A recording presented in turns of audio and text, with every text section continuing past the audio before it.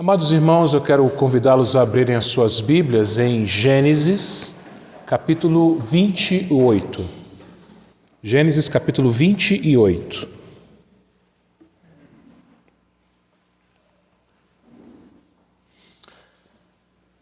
Mantenha a sua Bíblia aberta nesse texto. E à medida que nós fomos lendo ele, eu vou explicando. Fechemos os nossos olhos e vamos mais uma vez orar. Obrigado, meu Deus. Obrigado pela bênção de estarmos reunidos mais um domingo. Obrigado, Senhor Deus, pela presença de cada um desses meus irmãos aqui, Senhor. Obrigado, Senhor, pela Tua palavra que está diante de nós. Eu peço que o Senhor fale com cada um de nós, ó Deus. Nos traga, ó Deus, o Teu ensino. Nos traga, Senhor Deus, a Tua palavra aos nossos corações e mentes.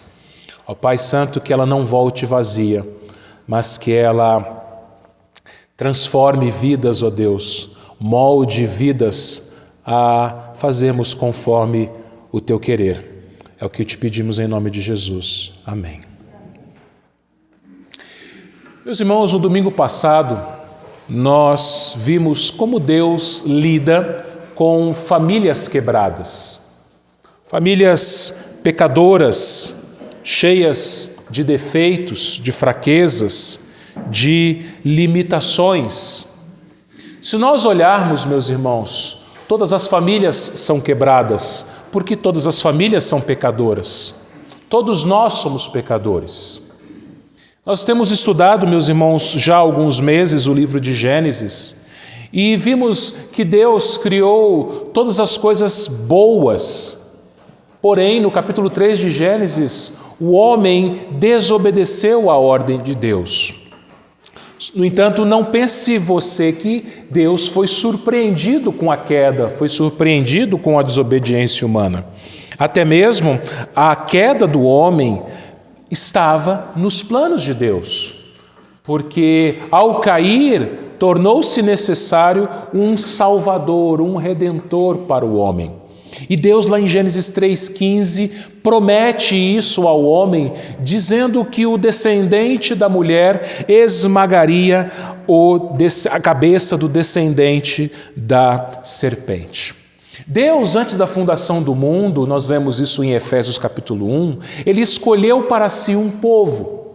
Então Deus já sabia, não somente sabia, mas já havia decretado que Ele criaria tudo muito bom, mas o homem cairia em pecado pela sua própria vontade, pela sua própria escolha.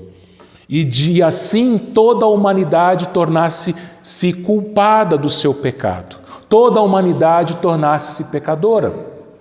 Mas Deus, antes da fundação do mundo, amou alguns desses pecadores. Escolheu alguns destes pecadores. Não porque estes escolhidos eram melhores do que os outros, não porque estes escolhidos eles eram bonzinhos, santinhos, perfeitos, sem pecados.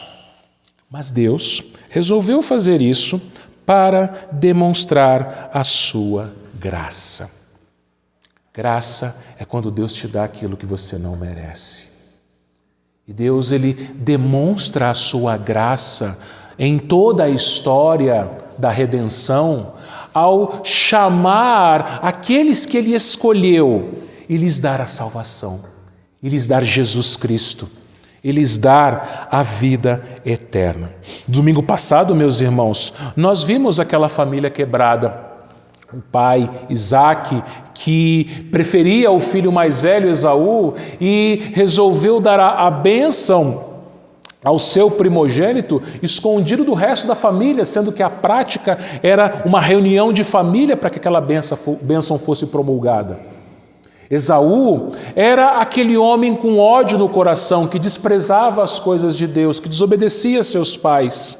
Rebeca, aquela esposa e mãe amargurada que decide enganar o seu marido porque ela preferia o seu filho mais novo, Jacó, e ela usou o próprio Jacó para esse plano de engano ao seu marido. E o próprio Jacó, que foi o enganador, que blasfemou o nome de Deus, dizendo ao seu pai que aquele churrasco que ele oferecia para o seu pai, fruto de uma caça mentirosa, porque ele não havia caçado nada, a mãe que havia preparado uma carne ali para Isaac, dizendo que Deus havia mandado a ele aquele animal. Todo mundo errado, todo mundo cheio de pecado, todo mundo digno da condenação pelos seus próprios pecados. E o texto termina, meus irmãos, no capítulo 27, mostrando um filho com ódio no coração. Esaú, e não era para menos, ele sentiu ódio no seu coração pelo engano que o seu irmão havia feito contra o seu pai e contra ele mesmo. E lá em Gênesis capítulo 27, nós lemos o seguinte no final do versículo 41. Vêm próximos os dias de luto por meu pai, então matarei a Jacó, meu irmão. E poderia ter acontecido o segundo assassinato de irmãos relatado na Bíblia. O primeiro você se lembra, Caim matou Abel. Mas Abel não tinha feito nada para Caim. Foi por puro ciúme. Aqui não. Aqui, se Deus não intervisse, aqui, se Deus não resolvesse demonstrar a sua graça a Jacó, Deus poderia deixar a coisa acontecer. Deus poderia deixar o tempo chegar da morte de Isaac e Esaú finalmente derramar todo o seu ódio matando seu irmão Jacó. Mas nós vamos ver nessa noite, meus irmãos, que Deus resolveu sim amar a Jacó.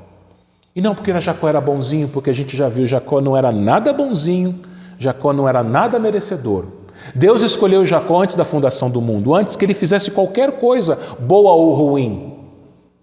Lá, meus irmãos, na carta aos Romanos, nós lemos que Deus disse: amei Jacó, porém me aborreci de Esaú.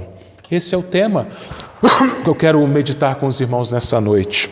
Graça a pecadores amados. Jacó foi um pecador, sim. Um homem que não merecia nada, assim como eu e você. Mas Deus nos amou. Deus nos amou e nos demonstrou a sua graça ao nos salvar através do sangue do seu Filho Jesus. Nós aprendemos, meus irmãos, 4 lições com esse texto. A primeira delas é que Deus abençoa aqueles a quem Ele ama. Esaú, como eu disse, ele tinha ódio no seu coração pelo seu irmão. Esaú, ele queria matar o seu irmão. Mas Esaú já havia algum tempo que estava longe dos caminhos do Senhor. Esaú era aquele homem que desprezava as coisas de Deus. Ele desprezou o seu direito de primogenitura. E ele desprezou também o padrão de Deus de casamento. No capítulo 27, no versículo 46, que foi um versículo que eu deixei para hoje, no domingo passado nós não lemos esse versículo, então eu deixei para hoje de propósito. Gênesis 27, 46 diz assim: disse Rebeca a Isaac: aborrecida estou na minha vida por causa das filhas de Et. Se Jacó tomar esposa dentre as filhas de Et, tais como estas, as filhas desta terra, de que me servirá a vida? Lá em Gênesis 26, 34 e 35, nós lemos que Esaú tinha 40 anos e tomou por esposa Judite, filha de Beeri Eteu, e Bazemate, filha de Elon Eteu, e ambas se tornaram amargura de espírito para Isaque e para Rebeca. O padrão bíblico do casamento, meus irmãos, por toda a Bíblia, mas desde o início, era que os filhos da aliança se casassem com as filhas da aliança e vice-versa. Você se lembra que quando Abraão já estava idoso, ele chamou o seu servo mais velho da casa e falou para o seu servo ir até a casa da sua família, lá em Padã Arã, uma viagem longa, e de lá buscar uma esposa para o seu filho. Não queria que Isaac se casasse com uma das mulheres de Canaã. Por quê? Porque as mulheres de Canaã eram pagãs. As mulheres de Canaã, elas não adoravam o mesmo Deus de Abraão. Elas adoravam ídolos, falsos deuses. E Abraão queria que o seu filho se casasse com uma mulher que adorasse o mesmo Deus que ele. Que os seus netos fossem educados, criados na fé do mesmo Deus de Abraão e de Isaac. Então Abraão toma todo esse cuidado e de lá, da sua família, ele traz, o seu servo trouxe Rebeca para Isaac. E nós vamos ver, meus irmãos, que, claro, tanto Jacó como Esaú sabiam desse padrão. Mas Esaú resolveu desobedecer esse padrão de Deus e se casar com duas mulheres. O padrão de Deus era uma mulher para um homem, foi assim que Deus criou no Éden. Ele se casou com duas mulheres e ainda por cima, duas mulheres pagãs, duas mulheres cananitas, filhas de Et, diz aqui, mulheres que adoravam falsos deuses. E quando isso acontece, meus irmãos, a família, ela fica dividida. Quando isso acontece, o cônjuge crente adora o Deus verdadeiro e o cônjuge não crente adora ídolos, falsos deuses. Isso vai se estender, meus irmãos, no Antigo e vai chegar até o Novo Testamento, quando o apóstolo Paulo ensina que nós não devemos nos colocar em jugo desigual. Não há comunhão entre luz e trevas. O padrão de Deus não é esse. No capítulo 28 agora, diz que Isaac chamou a Jacó, dando-lhe a sua bênção, lhe ordenou, dizendo: não tomarás esposa dentre as filhas de Canaã. Levanta-te, vai a Padã Arã, à casa de Betuel, pai de tua mãe, e toma lá por esposa uma das filhas de Labão, irmão de tua mãe. Vejam, meus irmãos, uma coisa que esse livro de Gênesis tem nos ensinado. No mundo existem dois grupos de pessoas. Aqueles que são a semente da mulher, aqueles que são os eleitos de Deus, o povo de Deus, a família da aliança, o povo da aliança, e aqueles que são a semente da serpente, filhos de Satanás. E, queridos irmãos, não existe coluna do meio, não existe muro. A pessoa está em cima do muro, não é nem de um lado nem do outro. Não existe neutralidade. Ou uma pessoa é filha de Deus, ou ela é filha de Satanás. Não tem meio termo. Não é uma coisa nem outra.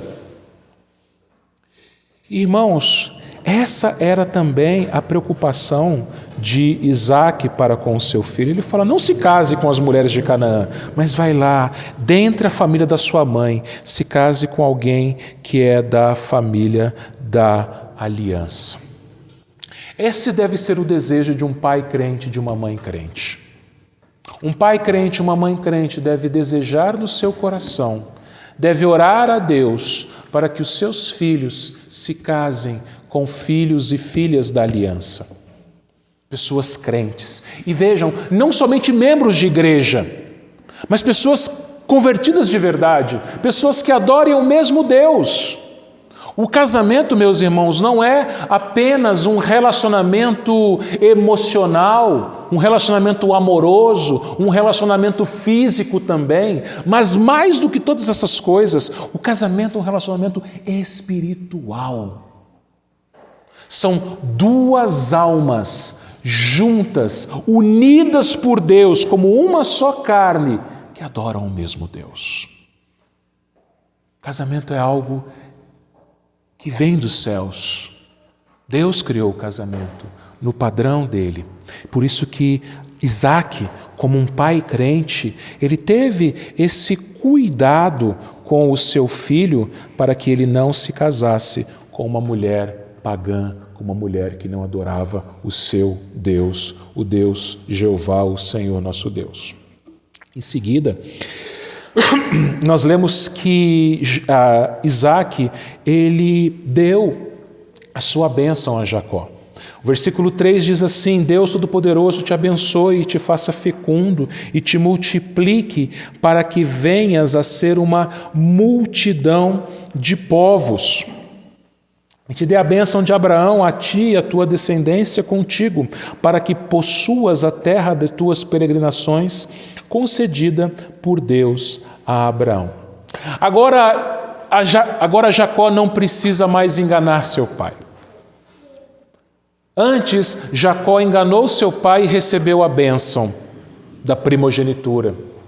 Agora Jacó estava ali, sem máscaras, sem disfarces. Era Jacó mesmo que estava ali. E aí agora Isaac abençoa, não Jacó pensando que era Esaú, mas o próprio Jacó. E ele diz que essa bênção vinha, versículo 3, do Deus Todo-Poderoso. O El Shaddai. Você se lembra que quando Deus abençoou Abraão, ele se revelou a Abraão como o Deus Todo-Poderoso, o El Shaddai. O Deus que faria que a sua esposa Sara, uma mulher já idosa e estéril, desse à luz um filho. Então Isaac era o cumprimento daquela promessa. Isaac era a prova que Deus é todo-poderoso, porque Isaac foi gerado no ventre morto de sua mãe. Sara tinha 90 anos e além de ser idosa, ela era estéril. E daquela esterilidade, Deus produziu vida. Você lembra daquela história, ou daquela visão, em Ezequiel capítulo 37, dos ossos, do vale dos ossos secos? Ossos que estavam sequíssimos. E pela palavra de Deus, aqueles ossos foram se juntando um ao outro, cresceram tendões, carne, pele, e pela palavra de Deus, aqueles ossos que antes eram sequíssimos e agora se tornaram corpos, eles receberam vida. Deus é o Deus Todo-Poderoso, meus irmãos, Ele pode fazer coisas que nós não imaginamos. Ele criou todas as coisas do nada, pela sua palavra, disse Deus, e as coisas foram acontecendo, as coisas foram sendo criadas. Pela sua palavra, Deus dá vida, meus irmãos. Às vezes, meus irmãos, passamos por tantas circunstâncias difíceis nas nossas vidas. Passamos por enfermidades, passamos por lutas, por provações, passamos pelo vale. E às vezes a gente acha que aquilo pelo qual nós estamos passando não há solução. Sim, humanamente não existe solução. Mas Deus é o Deus El Shaddai. Deus é o Deus Todo-Poderoso. Quantos de nós também temos orado por familiares, aliás, que não são convertidos? E a gente pensa às vezes, puxa, esse aqui não tem jeito. Esse aqui, ele está caminhando para a morte. Esse aqui, meu Deus, o que vai ser dele? Alguns até dizem, esse aqui nem Deus dá jeito. Mas na verdade, irmãos, Deus é o El Shaddai, é o Deus Todo-Poderoso. Deus pode transformar o enganador como Jacó num patriarca, naquele que se tornou o nosso pai da fé também. Então Deus, Ele pode fazer todas as coisas. E a bênção diz: Deus Todo-Poderoso te abençoe e te faça fecundo e te multiplica para que venhas a ser uma multidão de povos. Irmãos, nos tempos antigos, era sinal de bênção um casal ter muitos filhos. Você lembra que Jó foi um homem abençoado porque ele teve 10 filhos. E mais tarde, depois que Deus restaurou Jó, ele teve mais 10. Jó teve 20 filhos, 10 de cada vez. E nos Salmos 127 e 128, eles vão ensinar isso para a gente também. Que um homem abençoado é um homem que tem muitos filhos. O Salmo 127, por exemplo, ele vai nos dizer que feliz é o homem que enche de filhos a sua aljava. Ou seja, um homem que enche de filhos a sua casa. Um homem que tem muitos filhos é um homem abençoado, segundo o Salmo 127. O Salmo 128 vai dizer que o homem bem-aventurado é aquele que tem uma esposa como videira frutífera, ou seja, uma esposa que lhe dá muitos filhos. E a gente sabe que filhos são bênção. Se você é pai, se você é mãe, você sabe. 1 filho é bênção, 2 são bênção, 6, 10 são bênção. Jacó teve 12 filhos homens e mais algumas filhas mulheres, que a Bíblia não fala o número de filhas que ele teve, mas a Bíblia fala que ele teve filhas. Uma das filhas a gente sabe o nome, a Bíblia diz o nome dela, era Diná. Então sim, a promessa de Deus foi cumprida em Jacó, ele se tornou um homem fecundo, ele teve muitos filhos. Porém, meus irmãos, a promessa aqui, ela vai além da prole de Jacó, dos filhos de Jacó. Ela se estende até a nós, nos dias de hoje. Por quê? Aqui está dizendo a respeito também da descendência espiritual de Jacó. Abraão recebeu a promessa de Deus que nele seriam benditas todas as famílias da terra, a descendência de Abraão. E a gente aprende lá no livro, na carta aos Gálatas, que os da fé são filhos de Abraão. Então, todo cristão é filho na fé de Abraão. Por quê? Porque adora o mesmo Deus de Abraão, porque tem a fé no mesmo Deus de Abraão. Jacó, mais para frente, ele vai se converter e vai adorar e vai crer nesse Deus, que é o Deus que nós adoramos. E mais tarde você vai ver que o nome de Jacó foi mudado para Israel. O povo de Deus no Antigo Testamento chamava-se Israel. No Novo Testamento, lá em Romanos 11, 26, Paulo diz que todo o Israel será salvo. E ali Paulo não está se referindo ao país, à nação de Israel, mas ao povo de Deus que crê no mesmo Deus de Israel, o Deus de Jacó, que depois teve o seu nome mudado para Israel. Ele diz no final aqui do versículo 3, para que venhas a ser uma multidão de povos. Irmãos, é maravilhoso isso, a gente vai ver isso daqui a pouco novamente, que a igreja de Deus, aqueles que creem no Deus de Jacó, é uma multidão. A igreja não para de crescer. Essa pandemia que nós temos passado, eu tenho ouvido testemunho de vários lugares, de outros pastores, de outros irmãos, de pessoas que têm se convertido nesse tempo de pandemia. Em vários lugares do mundo, não só aqui no Brasil, mas em vários lugares do mundo. E você imaginar que hoje, domingo, 13 de junho, hoje é domingo, 13 de junho, tem irmãos nossos em tudo quanto é canto do mundo adorando esse Deus, cultuando esse Deus.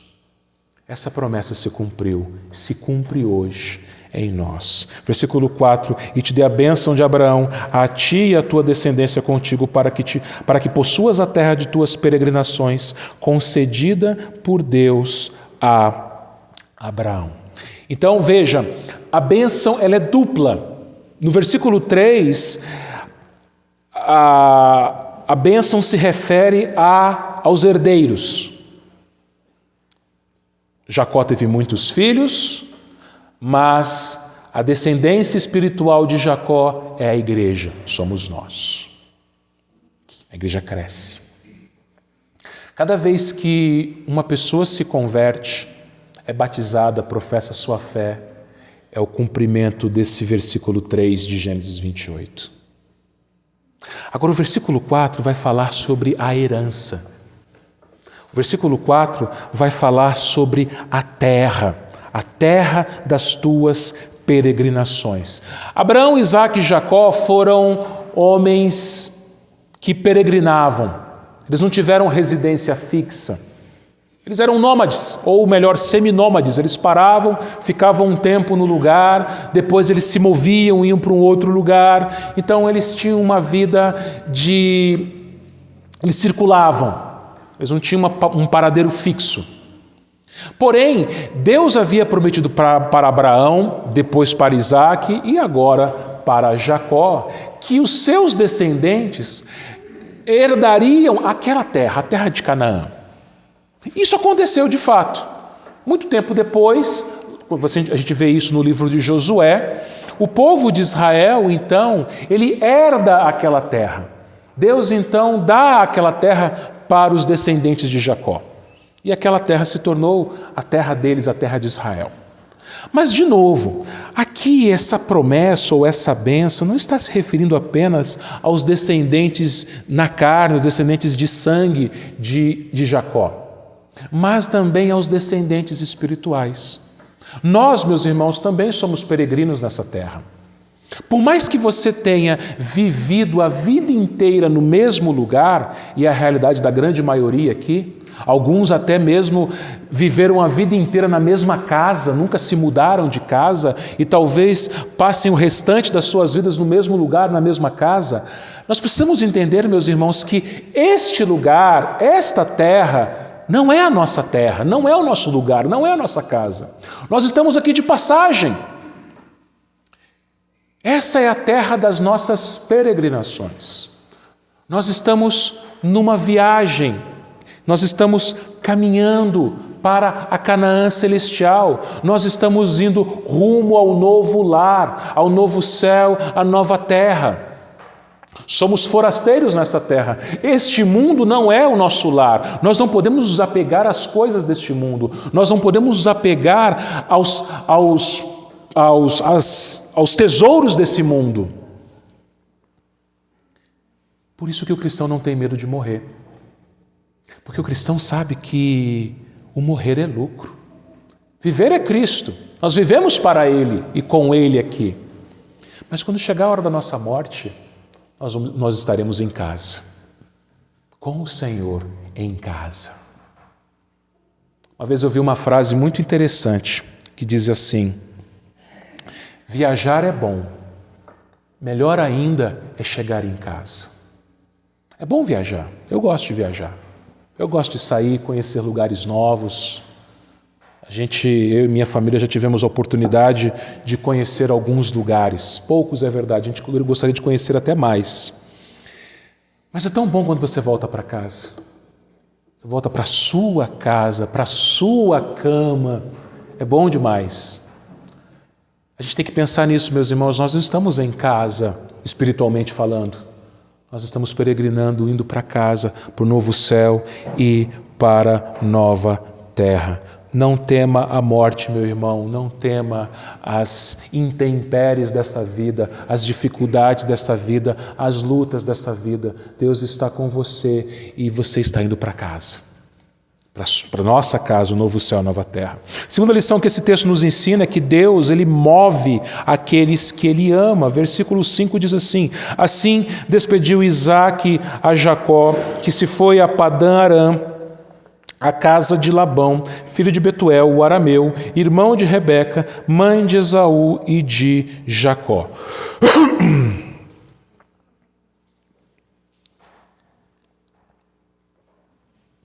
Jacó se despediu dos seus pais e partiu nessa viagem. Seria uma viagem longa e solitária, de Berseba, onde eles moravam, até Padã Arã. Eram 1.100 quilômetros. 1.100 quilômetros. Você já viajou uma viagem dessa distância? Alguns aqui eu creio que sim. 1.100 quilômetros. Irmãos, se a gente acha cansativo uma viagem hoje de carro de mais de 1.000 quilômetros, em uma rodovia, imagina há quase 4.000 anos atrás, no meio do deserto, sozinho, sem GPS, sem mapa, sem bússola, sem companhia, sem estrada. Seria uma viagem difícil. Mas Jacó foi. Jacó foi. Ele seguiu viagem.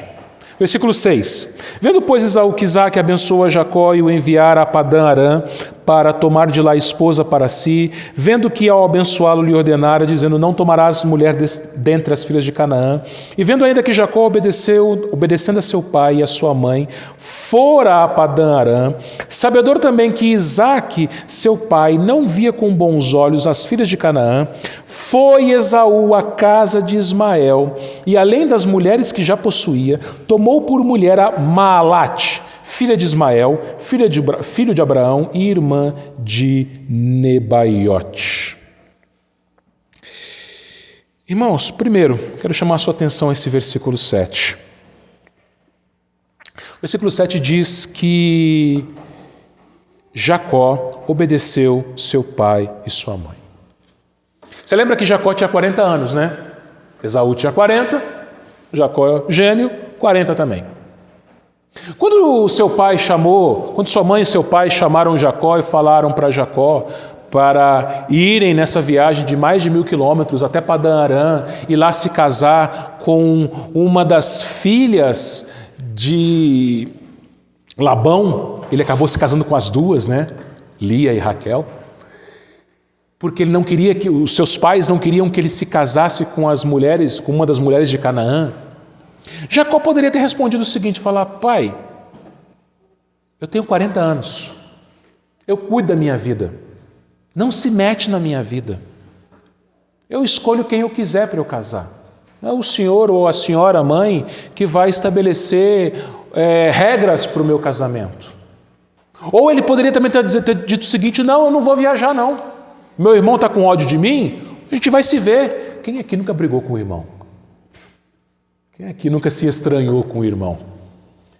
E quando se tem irmão do mesmo sexo, né, 2 irmãos homens, eu tenho 2 sobrinhos e eu já vi, eles às vezes se pegam. Eles às vezes se estranham. São pequenos, tá? Não são adultos, não. Mas às vezes até irmãos adultos se estranham. Então Jacó podia falar o seguinte, só porque Esaú é peludão? Não, eu me garanto. Não, pai, eu não vou fugir, não. Jacó não fez isso. A Bíblia diz que Jacó obedeceu. Um homem de 40 anos, adulto, ele obedeceu o seu pai e obedeceu a sua mãe. Provérbios capítulo 1, versículos 8 e 9, vai nos dizer o seguinte, Provérbios 1, 8 e 9. Filho meu, ouve o ensino do teu pai e não deixes a instrução da tua mãe, porque serão coroa, diadema de graça para a tua cabeça e colares para o seu pescoço. Quando um filho obedece, ele é abençoado. Ele diz aqui, Salomão diz aqui, coroa, diadema significa coroa. Coroa, colares, é algo que embeleza. Um filho obediente é um filho bonito. Uma filha obediente é uma filha bonita. Como se estivesse usando uma coroa, como se estivesse usando colar. É algo que embeleza. A obediência, ela embeleza o filho. E seja de que idade for. Filhos que obedecem aos seus pais, eles são abençoados, eles também são uma bênção para os seus pais. O que diz o 5º mandamento? Honra teu pai e tua mãe, para que se prolongue os dias na terra que o teu Deus te dá. É o primeiro mandamento com promessa. E aí, Jacó honrou seus pais.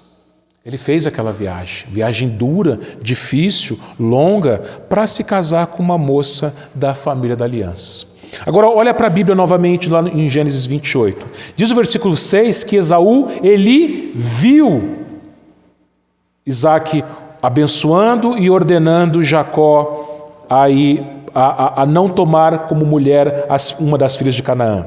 No versículo 7 diz novamente que Esaú viu que Jacó obedeceu. E no versículo 8 nós lemos que, sabedor também que Isaque, seu pai, não via com bons olhos as filhas de Canaã. Então a gente vê duas coisas aqui. Que Esaú ele viu e Esaú ele sabia, ele era sabedor. Esaú não era nenhum ignorante. Esaú não podia falar, eu não sabia. Eu não sabia que o padrão de casamento é se casar com uma mulher da aliança. Não, ele viu e ele sabia. O que Esaú deveria ter feito, meus irmãos? Ele vendo todas essas coisas, ele deveria se arrepender. Puxa, eu entristeci a minha mãe, eu entristeci meu pai. Eu me casei com duas mulheres que não adoram a Deus. Eu vou lá pedir perdão para os meus pais. Ele poderia ter feito isso, não poderia? Mas ele não fez. Ele não fez. O que ele fez? Versículo 9. Foi Esaú à casa de Ismael, e além das mulheres que já possuía, tomou por mulher a Maalate, filha de Ismael, filho de Abraão, e irmã de Nebaiote. Quer dizer, Esaú já tinha feito tanta besteira, tinha negado o seu direito, desprezado o seu direito de primogenitura, tinha que se casado com duas mulheres pagãs, sabia que aquilo era uma afronta à autoridade dos seus pais e à autoridade do próprio Deus, sabia que aquilo trazia tristeza ao coração do seu pai e da sua mãe. Ele foi lá e, de pirraça, se casou com mais uma mulher pagã, uma filha de Ismael.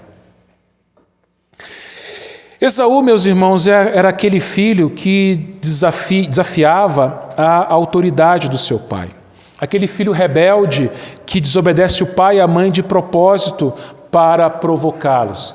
Esaú era aquele filho que não se preocupava com a saúde do pai e da mãe. Esaú era aquele filho que não pensava naquilo que os seus pais queriam para ele. E os pais sempre querem o melhor para os seus filhos.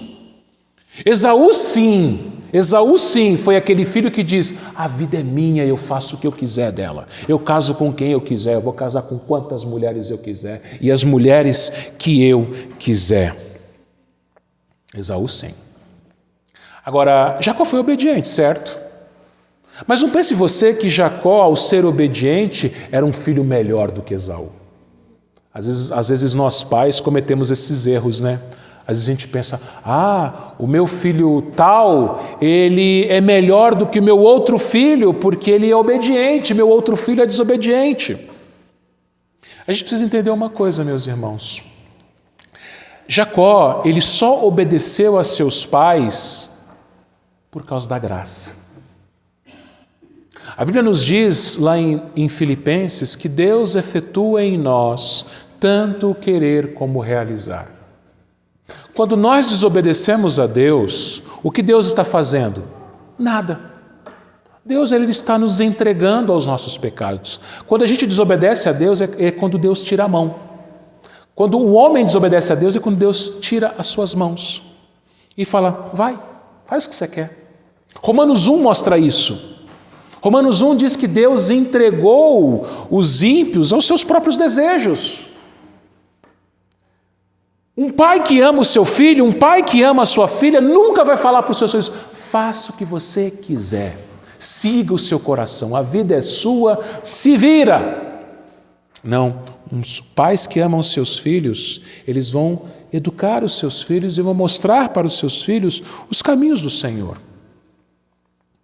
E quando filhos obedecem, meus irmãos, não é porque filhos são bonzinhos, que filho bonzinho, obediente, que filho é boazinho. Não! De novo, Deus efetua em nós tanto querer como realizar. Quando você e eu obedecemos, meus irmãos, é Deus quem nos move à obediência. Jacó não era convertido ainda, Jacó vai se converter mais tarde. Mas o Espírito Santo já estava trabalhando no coração de Jacó. O Espírito Santo já estava transformando Jacó, deixando de ser um enganador para ser alguém que obedecia a seu pai, que obedecia a sua mãe. E meus irmãos, é triste quando nós vemos filhos desobedientes. Perceba que mesmo adulto, Jacó foi obediente e Esaú não. É triste quando a gente vê filhos jovens e até crianças que esperneiam, que desobedecem seus pais, que querem fazer aquilo que eles querem. E mais triste é vermos pais que deixam, que largam os filhos. Falam assim, você quer fazer isso? Então faça. Deus nunca vai fazer isso conosco. Deus ele disciplina aqueles a quem Ele ama, diz lá em Hebreus capítulo 12. Mas quando nós somos obedientes, quando nós andamos os caminhos do Senhor, nós não somos melhores do que os outros. É tudo pela sua graça. Por isso, você que é pai, você que é mãe, crie seus filhos nos caminhos do Senhor. Corrija seus filhos quando eles desobedecerem. E quando eles obedecerem, mostre para eles que até quando eles obedecem, é pela graça de Deus. Não faça barganha com os seus filhos. Às vezes, meus irmãos, nós pais erramos. Quando a gente fala o seguinte, olha filho, se você fizer isso, eu vou te dar aquilo. E aí o filho obedece só para merecer alguma coisa. Olha, eu fui obediente, então eu mereço. Não! Você não vai para o céu porque você é obediente. Você vai para o céu porque é pela graça. Certo? Não é assim? Então a gente não pode falar para um filho, filho, filha, se você fizer isso, eu vou te dar isso. Até eu, meus irmãos, já cometi esse erro com as minhas filhas. Mas não pode ser assim. Filho tem que ser obediente porque a palavra diz que o filho tem que ser obediente. Ponto. E se o filho recebe alguma coisa, é graça. É graça, pura graça. Não é por mérito, mas é por graça. Versículo 10. Partiu Jacó de Berseba e seguiu para Harã. Jacó foi obediente, não porque ele era melhor, não porque ele merecia, mas por graça. Terceira lição, Deus se revela àqueles a quem Ele ama. Bom, Deus ele nos move.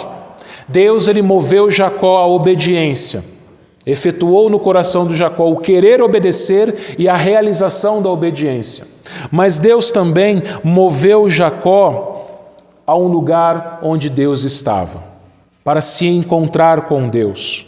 Versículo 11, tendo chegado a certo lugar, ali passou a noite, pois já era sol posto. Tomou uma das pedras do lugar, fê-la seu travesseiro e se deitou ali mesmo para dormir. E sonhou, eis posta na terra uma escada, cujo topo atingia o céu, e os anjos de Deus subiam e desciam por ela. Jacó começa sua viagem longa, e na primeira noite ele para, ele pega uma pedra, ele se deita naquela pedra, e ele dorme, e ele sonha um sonho muito estranho, onde ele sonha que uma escada saía da terra e ia até o céu, e nessa escada anjos subiam e desciam. Tem gente que chama essa passagem, ou esse episódio, essa história, de a escada de Jacó. Mas se você prestar bem atenção, essa escada não era de Jacó. Jacó não subiu nessa escada. A escada era de Deus, porque eram os anjos de Deus que subiam na escada. Jacó apenas viu a escada. E interessante uma coisa, meus irmãos, o que significava aquela escada? Lá em Gênesis 11, nós vimos uma história de uma outra escada, ou melhor, de uma torre. De homens que construíram uma torre que eles queriam, que a intenção deles era que fosse da terra até o céu, para chegar até o céu, para que o nome deles ficasse famoso, ficasse célebre. E Deus frustrou o desejo daqueles homens, os planos daqueles homens, e confundiu a língua deles, ali a Torre de Babel.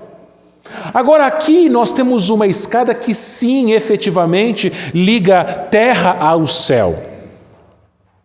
O que é essa escada? Lá em João capítulo 1, meus irmãos, versículos 43 até 51, eu não vou ler, você pode ler depois. Jesus ele fala a respeito dessa escada.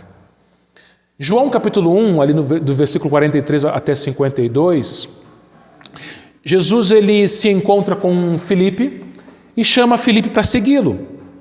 E aí Filipe então se encontra com Natanael e fala para Natanael, olha, eu encontrei o Messias, o Jesus, o Nazareno. E Natanael fala assim, pode vir coisa boa de Nazaré?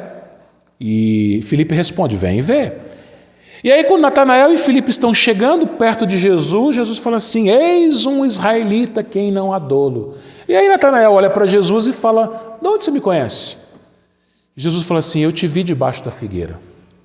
Jesus não estava ali, mas Jesus, ele sabe todas as coisas, ele vê todas as coisas. E aí Natanael, ele reconhece que Jesus é o rei de Israel. E Jesus fala assim: porque eu falei que eu te vi debaixo da figueira, você crê em mim? Você verá os céus abertos e os anjos subindo e descendo sobre o Filho do Homem. Jesus estava se referindo a esse momento, a esse sonho de Jacó. Os anjos eles iam subir e descer sobre o Filho do Homem. Eles subiam e desciam sobre a escada. Quem é a escada? Jesus. Jesus ele fala que ele é o caminho. Ninguém vem ao Pai se não for por Ele. Naquele sonho, Jacó estava aprendendo que ele tinha um Salvador. Jacó estava aprendendo que ele tinha alguém que o levaria até Deus. Ele tinha alguém que o salvaria. Claro, Jesus ele vem ao mundo muito tempo depois, mas Jesus morreu por Jacó também. Morreu pelos crentes do Antigo Testamento. Jacó estava entendendo aqui, estava sendo mostrado para Jacó aqui, que o único caminho até Deus, a única salvação é pela fé em Jesus Cristo. Não são obras que salvam. Jacó não tinha obra boa para fazer, ele tinha feito só bobagem na vida. Não é batismo que salva. Jacó era circuncidado. E no Novo Testamento o batismo ele substitui a circuncisão. Não é batismo que salva, não é ser membro da igreja que salva. Esaú era um membro daquela família e não foi salvo. É a fé em Jesus, a escada, o caminho, aquele que te leva até Deus, é que te salva. Então Jacó ele estava sendo mostrado para Jacó naquele sonho isso: você tem um Salvador. Jacó, você tem um Redentor, alguém que vai te levar da terra até o céu. E onde é que os anjos entram nessa história?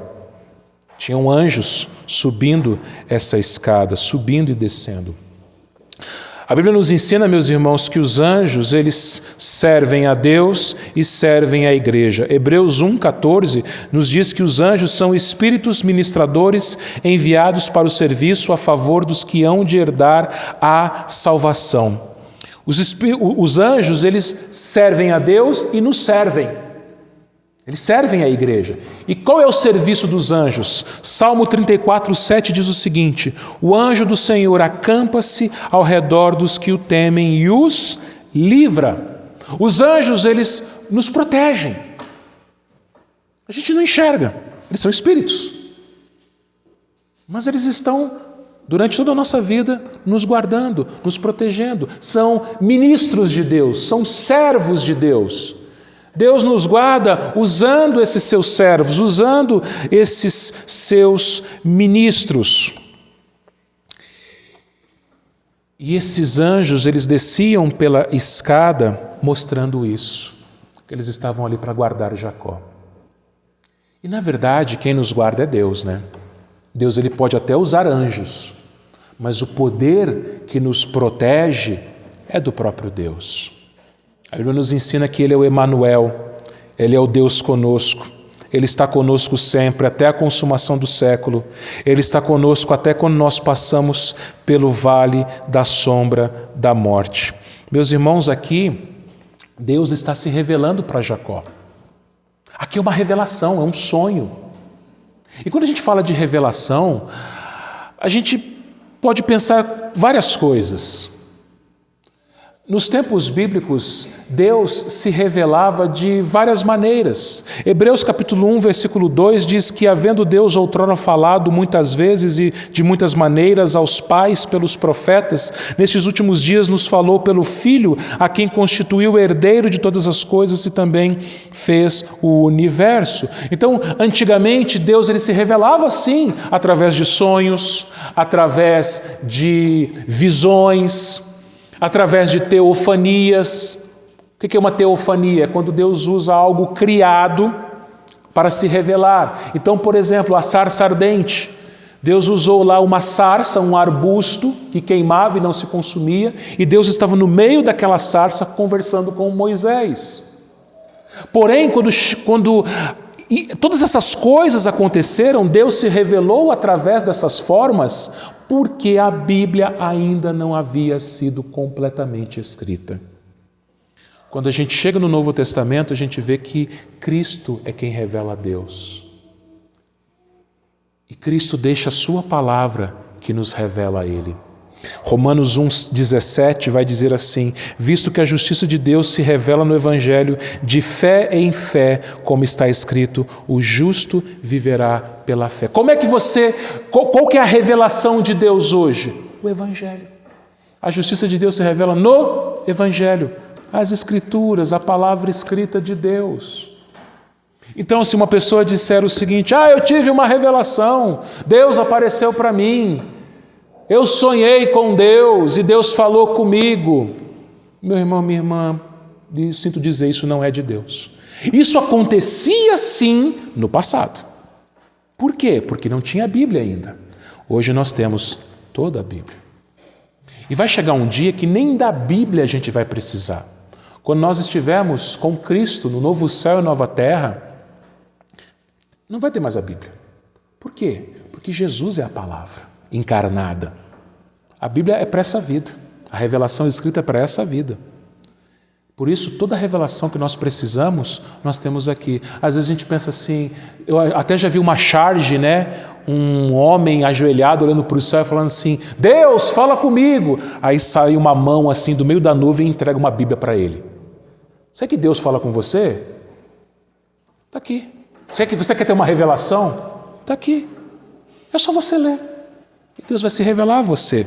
Deus vai mostrar Jesus Cristo. Aqui ele precisou mostrar Cristo a Jacó através desse sonho, mas nós aprendemos sobre Cristo através das Escrituras. No versículo 14 e no versículo 15, Deus então repete aquela mesma promessa, aquela mesma bênção que ele já tinha ouvido da boca do seu pai: a tua descendência será como o pó da terra, estender-se-ás para o ocidente, para o oriente, para o norte, para o sul, em ti e na tua descendência serão abençoadas todas as famílias da terra. Eis que estou contigo e te guardarei por onde quer que fores, e te farei voltar a esta terra porque te não desampararei até cumprir eu aquilo que te hei referido. Então Deus repete: olha, Jacó, em você pessoas de todos os cantos da terra serão abençoados. Nós somos abençoados por causa da bênção que Deus deu a esse homem.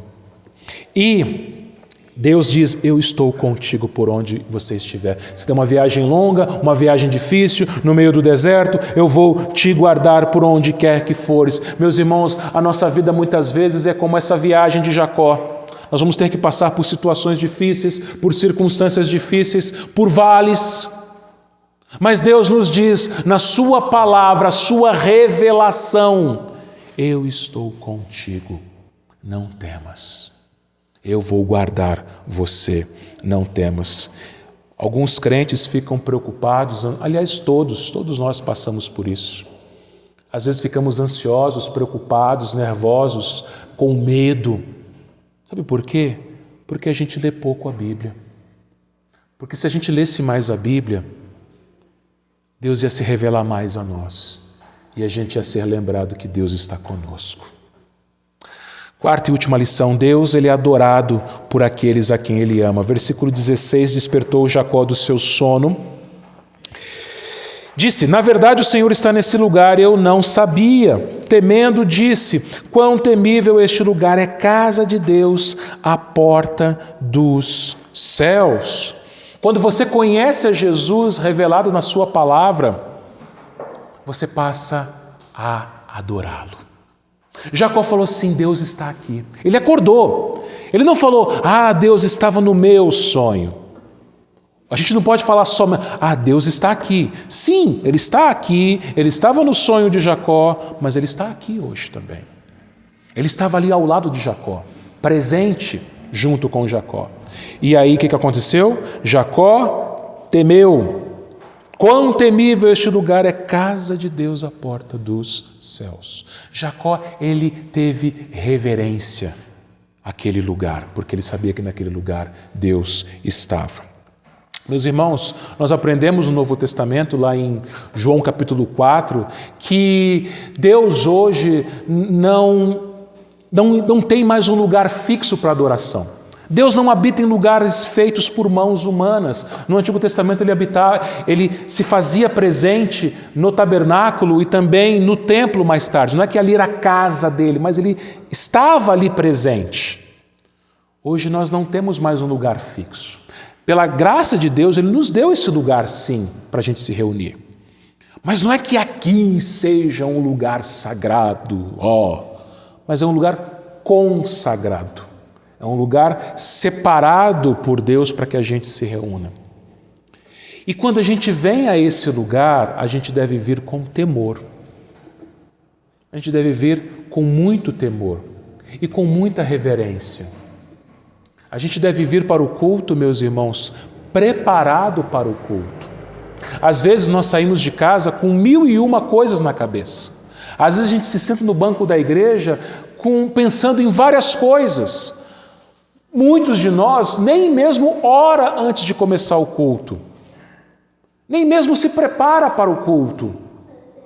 Os nossos irmãos do passado, os puritanos, que viveram no século XVI, no século XVII, eles passavam o sábado inteiro orando e jejuando antes do domingo, quando eles cultuavam a Deus. Eles se preparavam para o culto.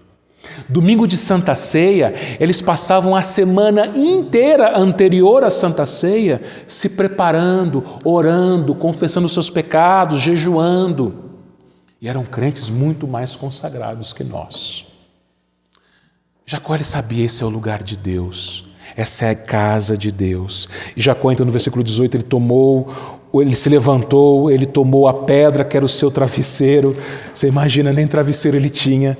Ele erigiu em coluna e derramou azeite em cima. Versículo 19, ele chamou aquele lugar de Betel, casa de Deus. Antes chamava-se Luz e chamou de Betel, ali é a casa de Deus. E no 20 ele fez um voto dizendo: se Deus for comigo e me guardar nesta jornada que empreendo e me der pão para comer e roupa para me vista, de maneira que eu volte em paz para a casa de meu pai, então o Senhor será o meu Deus, e a pedra que eu erigi por coluna será a casa de Deus, e tudo quanto me concederes, certamente te darei o dízimo. O que Jacó fez? Ele pegou aquela pedra, ele fez ela coluna, ele deixou ela em pé e derramou azeite sobre ela, consagrando aquela pedra.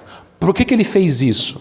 Para que aquela pedra servisse como um monumento, como um sinal, para que quem passasse por ali saberia que aquele lugar era um lugar diferente, aquele lugar era um lugar importante, ali era a casa de Deus.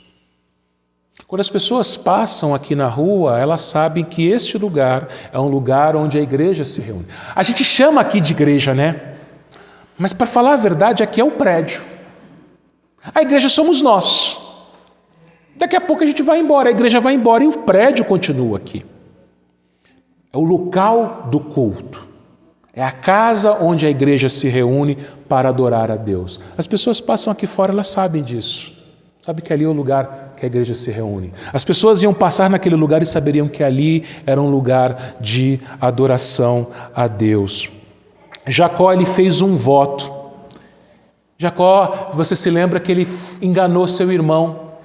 Ele estava de olho na herança. Ele comprou o direito de primogenitura do seu irmão Esaú por um prato de lentilhas. Por quê? Porque Jacó era egoísta. Jacó era um homem que só pensava em dinheiro, só pensava em bens, só pensava na herança do seu pai. Lembra-se que Isaac era um homem rico. Ele já tinha recebido uma grande herança do seu pai Abraão, e ele ficou mais rico ainda. Então Jacó, ele estava de olho na herança, ele queria tudo. Aqui você vê um Jacó mudado. Nem travesseiro ele tinha. Ele fala: Senhor, eu não quero nada, a não ser comida e roupa. Básico. E quando a gente conhece a Cristo, meus irmãos, a gente sabe que a única coisa que a gente precisa é Cristo, mais nada. E a gente sabe que Ele vai nos dar comida e roupa e teto.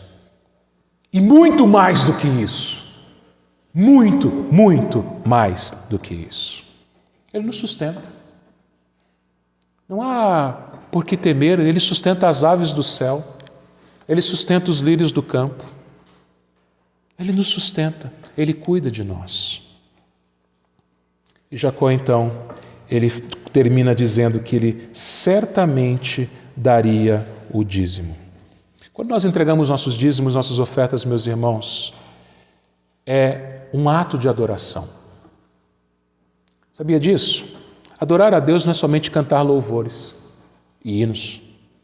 Adorar a Deus é todo o culto e, claro, toda a vida também. Mas os dízimos e ofertas, eles fazem parte do culto, porque quando você e eu entregamos, nós estamos dizendo o seguinte: Senhor, obrigado. Você não está pagando nada, porque Deus não precisa do nosso dinheiro. Você não está fazendo um pagamento. Você está falando para Deus o seguinte: Deus, obrigado. Obrigado porque o Senhor me deu o sustento e eu estou devolvendo uma parte do que já é seu. Lembre-se, quando você entrega os 10% e você fala 10% é de Deus, 90% é meu. Mentira, 100% é de Deus. Você não tem nada, eu também não. Aqueles 90% que ficaram, ou às vezes menos, quando entregamos ofertas, também são de Deus. Tudo é dele. A sua vida, a minha vida são dele. Então nós adoramos a Deus com a nossa renda, adoramos a Deus com a nossa vida. Deus começou a transformar aqui a vida de Jacó e Ele vai transformando durante toda a sua vida. Meus irmãos, que a gente reconheça a graça de Deus nas nossas vidas. Nós não somos melhores do que Jacó. Somos pecadores iguaizinhos a ele. E se somos o que somos hoje, é pela sua graça, é pelo seu amor. Então possamos adorá-lo com nossas vidas, adorá-lo com os nossos bens, adorá-lo porque Ele é o Deus de toda graça, Ele é Deus que nos salvou, Ele é o Deus que nos amou e sempre irá nos amar. Que Ele nos abençoe, irmãos. Amém.